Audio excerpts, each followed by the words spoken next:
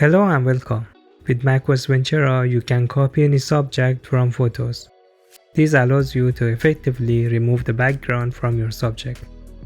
Let's get started. Click on your photo to highlight it, and then press the spacebar to show it in quick look. Now, right-click on your subject, in this case the couple, and then on the right-click menu, hover your pointer over Copy Subject. You will see the subject's edges being highlighted. If the edges look fine, click the Copy Subject. You can do the same thing in other places such as Photos, Messages, or even Safari.